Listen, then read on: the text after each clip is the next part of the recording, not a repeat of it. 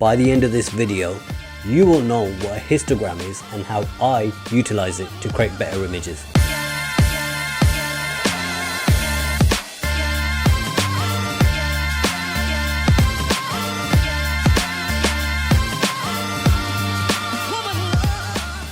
What is happening, people? My name is Gaurav and I'm a travel and a wedding photographer based in Birmingham, England. Now, there are many videos out there on what a histogram is and what it does. However, I wanted to make a more simplified version just to explain what a histogram is and how I utilize it in my everyday workflow to create better images. So without further ado, let's jump in and take a quick look. So why do I want to talk about something that looks so difficult? Well, for two reasons. First reason, because it only looks difficult. And then the second reason is because if you understand this at an early stage, you will begin to notice and therefore utilize it to your advantage more, with practice of course. This is the most common type of histogram that you will come across. In simple terms, it's a graph of the information you see in your image. I think you probably already knew that. Let me just show you.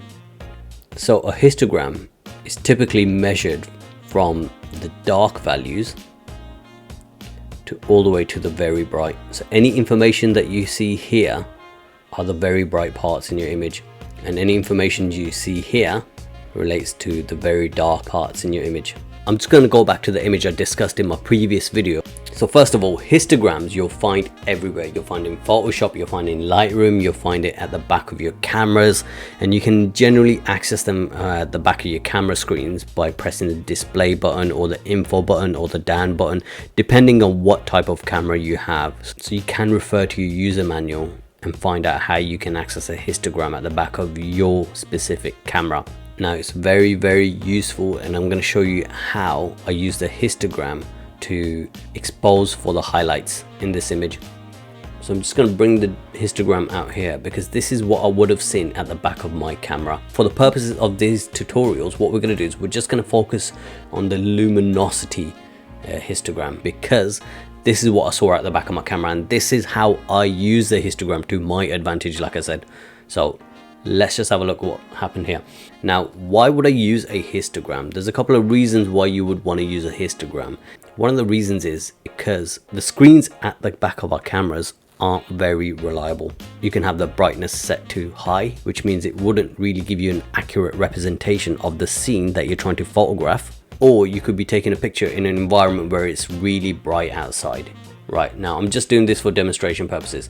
Now, had the histogram looked like this, and I expose for his face, you can see I've lost a lot of detail here, and on the right the graph is absolutely going crazy. This is what you want to try and avoid, especially if you're trying to retain detail in an image like this. From the get-go, I knew this was the brightest part in the image, so this bit on the right represents the brightest part in the image. Here, see that? No detail whatsoever. By making sure this area here doesn't go all the way to the right, I'm ensuring I still have detail in the brightest part in the image. So if we go back to our histogram graph here, you can see very, very bright, very, very dark, and in the middle is the mid-tones. So we are round about here. There we go, that's where we are. So that's how I use a histogram to my advantage to capture this particular image, because I knew I could always recover all of this information here at a later time. Now, I don't know if you can tell on the left hand side here, this is not actually touching the edge. When I was taking this photo, I didn't actually know that, but I didn't really care about that because he is sitting in the dark, so it wouldn't bother me too much if I couldn't bring back all this detail in the background in post-processing. I wasn't really too bothered about that, but had I lost the detail in this bit here, the brightest part, there was no way for me to get that back in post-processing unless I superimpose some other food dish, which I didn't want to do. I wanted to keep it authentic. Let's just go over that one more time. At the back of my camera, when taking this image, don't worry about what I'm doing here. If the image looked like anything like this, which means I'm exposing for his face, I wouldn't have been able to get that detail back. I could just see the histogram at the back of my camera, and I could see I need to stop down the image and make sure this bit on the right isn't clipping. That's what clipping is, guys. So I decided to capture the image like this, and of course this was the final result. So I still was able to bring back a lot of the detail here in the background, as you can see even from the histogram. This is definitely not clipping now. Let's just have a look at another example. So in this particular image, you can see there's a lot of bright parts, but it's not the brightest parts because we still have some information. As you can see from here, the histogram isn't all the way to the right, which means it's not the absolute brightest parts. No, it's not very bright. We're around about here. That's where we are. Let's just go to the luminosity. There we go. So that's where we are, which means if I was to print this image, all of this area here, it's not going to be completely white. There still will be some subtle detail. It's not going to be blank. We're still going to have a shade, which is very important. You don't want it to be completely whitewashed. It really takes away from the whole image.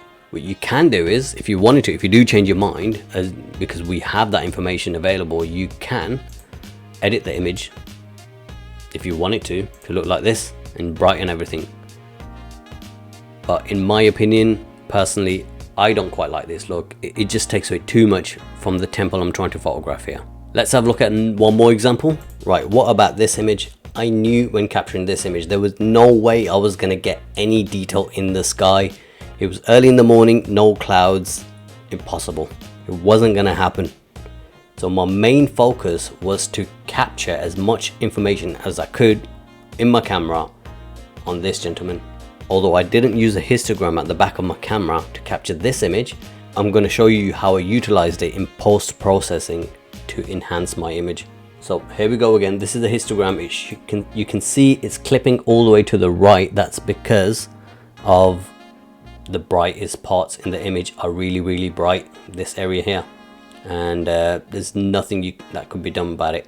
In all honesty, I think with this particular image, I don't want any detail in the sky because sometimes there's too much going on in one image. So what did I do to this image to prevent clipping? Now you don't have to do this in Photoshop. You can even do this on your phone if you wanted to. So I added a curves adjustment layer, put a point here, put a point there, and the highlights I just brought down slightly a little bit. That's it. Let's just go and refresh that. You can see there now it's not clipping all the way to the end, so the brightest parts of the image aren't clipping. If I was to print this image, I'm not saying there will be clouds in the sky, but the brightness of the sky wouldn't distract me from my main subject, which is this gentleman here. So very quickly before I go, guys, clipping is a term in photography we use when we have reached the maximum limit of something at the point of no return. For example, clipping in this situation means I will not be able to bring back any detail because there wasn't any. Had I captured the image like this originally, clipping would mean I would not be able to bring back this detail, which was very important to me. And that's why I underexposed this image, and hence exposing for the highlights. So I exposed for this bit to make sure it wasn't blown out or was clipping in my histogram. So what do you think of the video, guys? Did it help? Either way, drop me a comment below and let me know. Oh, and don't forget to hit like and subscribe, and I'll catch you in the next one.